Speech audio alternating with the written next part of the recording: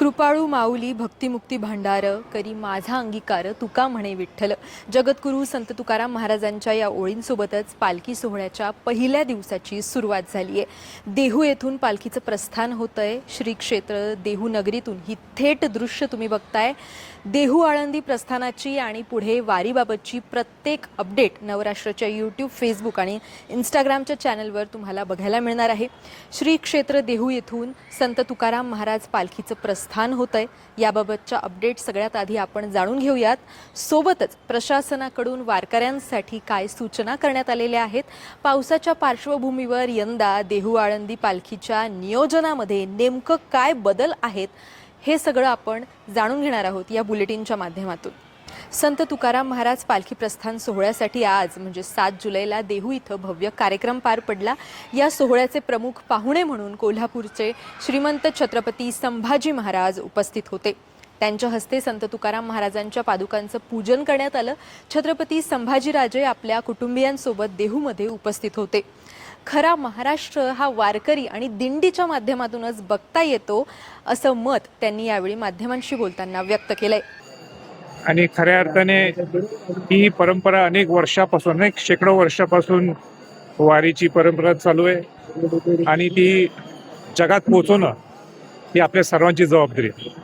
मला आनंदाने सांगायचं आहे की शिवाजी महाराजांच्या पासून आणि प्रामुख्याने मग छत्रपती संभाजी महाराज, छत्रपती राजाराम महाराज, छत्रपती ताराबाई राणी साहेब यांनी या वारीला संरक्षण दिलेलं आहे। जरी पटका नेहमी छत्रपतींच्या कडून हा दिला जातो आणि ती परंपरा ती चालू ठेवावी याच्यासाठी आम्ही परत एकदा सगळेजण अभिवादन करायला आलोय। पण खऱ्या अर्थाने ही वारी म्हणजे काय, ही थोडक्यात ही दिंडी जे महाराष्ट्रातून येतात हा एक समूह आहे आणि खऱ्या अर्थाने ज्यावेळी पूर्ण महाराष्ट्रातून ज्यावेळी लोक इथे येतात ते म्हणतात खरा महाराष्ट्र जर कुठं पाहायचं असेल तर हे वारकऱ्यांच्या माध्यमातून, हे आपल्या दिंडीच्या माध्यमातून आपल्याला पाहायला मिळतं। तसंच उपमुख्यमंत्री सुनेत्रा पवार या सुद्धा जगद्गुरू संत तुकाराम महाराजांच्या पालखी प्रस्थानाच्या वेळी उपस्थित होत्या।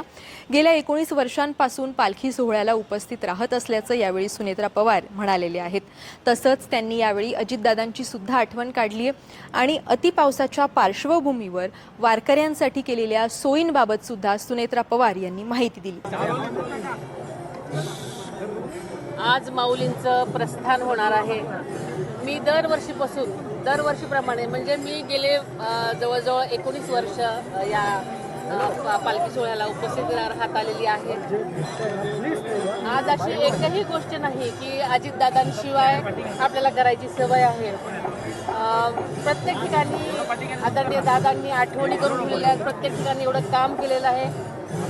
वारकरी म्हणजे त्यांचा जिव्हाळ्याचा विषय होता। त्यांनी वारकऱ्यांना चांगलं दर्शन व्हावं, वारकऱ्यांची सर्वप्रती सेवा व्हावी, त्यांची काळजी घेता यावी, त्यांना त्रास होऊ नये यासाठी अनेक गोष्टींसाठी दादांनी नेहमीच प्रयत्न केलेले आहेत। त्यामुळे सगळे वारकरीसुद्धा, एकूण एक बाहेरगावचं वारकरीसुद्धा दादांच्या आठवणीने व्याकुळ होतंय। पण नियतीचा खेळ आहे, आपल्याला पुढे जावंच लागतं। जगद्गुरू संत तुकाराम महाराज यांच्या पालखीचं प्रस्थान झालेलं आहे। या सोहळ्याला वारकऱ्यांची गर्दी होताना दिसतेय। दरवर्षी पालखी सोहळ्यामध्ये एक गोष्ट आवर्जून दिसते, ती म्हणजे लहान मुलांमध्ये सुद्धा संत परंपरेचं आकर्षण बघायला मिळतं। नऊवारी धोतर नेसून, कपाळावर टिळा लावून, हातात टाळ आणि चिपळ्या घेऊन लहान मुलं मुली माऊलींचं स्वागत करताना दिसतात।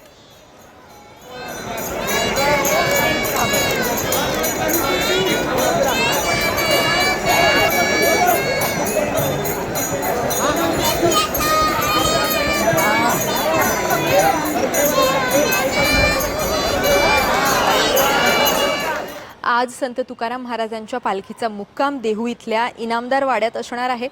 तर उद्या सकाळी म्हणजेच 8 जुलैला पालखी पिंपरी चिंचवड शहराकडे प्रस्थान करणार आहे। मात्र कालपासून सुरू असलेल्या मुसळधार पावसामुळे देहू किंवा आळंदीमध्ये येणाऱ्या वारकऱ्यांनी पुण्यातच मुक्काम करावा असं आवाहन महाराष्ट्र शासनातर्फे करण्यात आलेलं होतं। इंद्रायणी नदीला पूर आल्यामुळे आळंदी शहराला जोडणारे 4ही पूल हे पाण्याखाली गेलेले आहेत। त्यामुळे सुरक्षेचा उपाय म्हणून प्रशासनानं देहू किंवा आळंदीत न जाता पुण्यातूनच पालखी सोहळ्यामध्ये सहभागी होण्याचं आवाहन वारकऱ्यांनी केलं।